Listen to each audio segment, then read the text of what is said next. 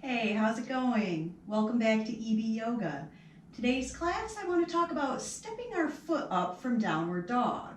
This is a popular move in vinyasa classes, and it's also a move that can be inaccessible to a lot of people, especially if you have an average skeleton. If you have a hypermobile skeleton and your joints can move in that extra range of motion, this move might be pretty easy to you. But I know a lot of people that struggle with this move because they can't get their foot as far up as the teacher is asking them to. So I'd like to go over a few options for this pose, how I teach this pose at EB Yoga, and why really reaching your foot up to your thumb probably isn't going to work for you. So grab a couple blocks, you might want those for one of these variations, and I'll meet you on the mat. So if you want to take a seat on your mat for a moment, I'd like to show you what this move looks like and then look at a couple parts of our body that we should be taking care of in this pose. And then we'll go through 5 different options for stepping your leg up from downward dog. So from downward dog, typically what you would hear a teacher say is something like, inhale, lift your right leg. Exhale, step your right foot up to your right thumb. On the left side, inhale your left leg. Exhale, step your left foot up to your left thumb. So you can see the effort I had to use to pull my leg forward there. What a lot of people don't realize is that this can be very irritating to your lower back. So take a look at my lower back for a second. Right here is where I have to start using my lower back to get the leg further up there. So you might not even really realize this is irritating your lower back because we do this move as part of a flow and we're not like holding that pose for a while where we would really start to feel that irritation. The other thing to take a look at here is how tall your knee is compared to your armpit. So when my hand is flat on the ground, my knee goes all the way up into my armpit. If I was actually flat in tabletop, my knee is going to be taller than my armpit. So if your leg bone is a little bit longer than those arm bones, you don't really have the room without rounding your spine to get that foot to step up. If you've watched my video, What the Heck is Hypermobile, I talk in there about the flexibility we have in our hip joint and how so many of these lunges that we do ask our joint to go past what is our average functional range of motion. Stepping our leg up from down dog is putting ourselves in one of those really extreme lunges. So take a look at this. Once I get my right foot up to my right thumb, look at this huge lunge I'm in my left side. I'm dang near halfway into the splits on that side, and if I was to come up, you can see how intense that is right there. So if you don't have a hypermobile hip joint, you're probably not going to get your foot up there because the other leg that's staying back is going to stop you. So those are a few of the things I find problematic, asking people to step their right foot up to their right thumb. But I still teach this move in vinyasa classes because I believe this move can be accessible to everybody if you just make a little modification. So I have 5 different options here of the way I modify this pose. If you'd like to join me on the mat now in your tabletop, we're going to move through some of these options, beginning with my favorite one, the way that I teach this transition at EB Yoga. Head into your down dog. From down dog, inhale, lift your right leg. Exhale, like you're rolling out to plank, pull your right knee in, and then wherever that right foot lands, just set it down. Don't worry about pulling it to a certain place. Once my right foot is down, I start to walk my hands back. Then that left foot, eventually when I walk my hands back far enough, I can get my left foot down. Now I have both my feet flat on the ground. I have my right knee over my right ankle, and I can use the muscles in my legs to pull my body up. And then I can make my way to warrior 1 or warrior 2 or wherever we're going.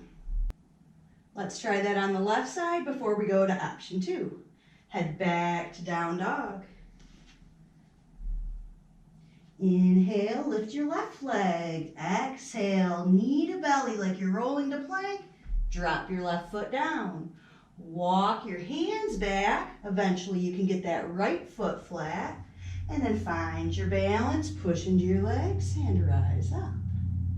I find this to be the best option to give people so they're only going to their range of motion, not trying to get their foot all the way up to their hand. So that's the way I teach this pose at EB Yoga. But I have a few more options. Let's head back down to tabletop for option number 2.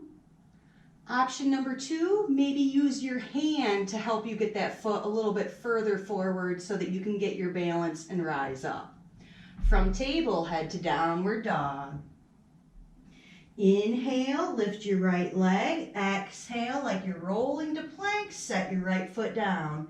So you might use one of your hands to hop that foot a little bit further up, but only as far up as feels good in your body. You don't have to use your hand to get it all the way up here and then you're in that big stretchy pose again. Head back to down dog. We'll try that with the left leg. Inhale, lift your left leg. Exhale, knee to belly like you're rolling to plank, left foot down. And then I use the same hand. So I would use my left hand to maybe hop my foot a little bit further forward. And then I would walk my hands back, rise up. All right, option 3, let's head back to table. So for option 3, if you have a bigger chest or a bigger belly, maybe you can't pull your knees straight up and under, or maybe you're pregnant. So for this option, let's head to downward dog. We're going to step our foot wide to the outside of our mat. Inhale, lift your right leg. Exhale, pull your knee in, and this time go ahead, step it to the outside. So that I'm completely avoiding pulling my knee into my belly here at all. I'll do the same thing when I walk my hands back, get my balance, push in, rise up. Let's try that on the left side. Head back to down dog. From down dog, inhale your left leg. Exhale, roll toward plank, pull your knee in, and step it wide to the outside. Walk your hands back, get your feet flat, and rise up. I like that wide step when we're heading to warrior 2, because then we already got our hips open a little bit too. All right, option 4, head back to tabletop. For our last 2 options, grab your blocks. Have those handy up at the top of your mat. So the 4th option is to step your foot up from tabletop instead of downward dog. So if we're in downward dog and we need to step our right foot forward, instead just drop to tabletop and bring your right foot forward. Here's where you might want your blocks, because from tabletop it can be just as difficult to get the foot up there like that. So if you have your blocks handy, it just creates a lot more space and room for you to pull your right foot forward. So grab your blocks, hands up on those, and just test it out. Step the right foot forward, step it back. Left foot forward, and step it back. Here you could also step it wide and take it wide like that. Then you would curl your toes and come on up to whatever pose we're going into. Try that one more time with the left foot. Step it wide. Curl the back toes and rise up. All right, last option. Let's head back to tabletop. The last option is to have your blocks under your hands in your downward dog. But a word of caution, make sure that your blocks aren't going to slip and slide on your yoga mat.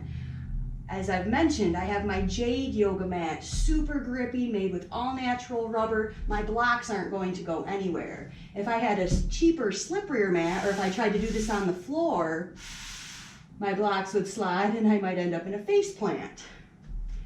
So before you try this, make sure your blocks aren't going anywhere.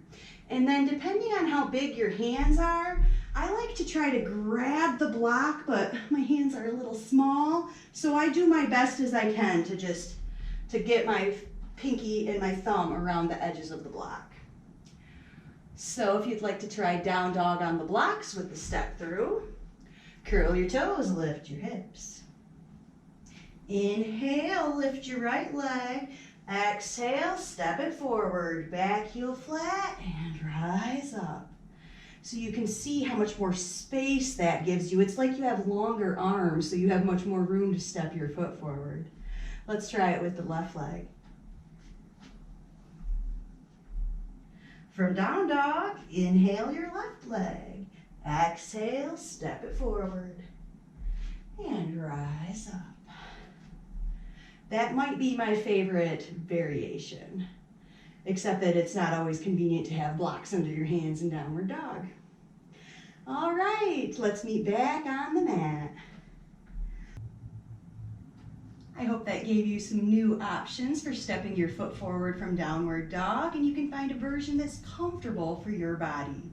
I always say to make any modifications that you need, and I want to try to give you as much information I can so that you can make intelligent choices as we go through our yoga practice together.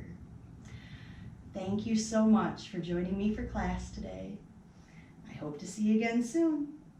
Namaste.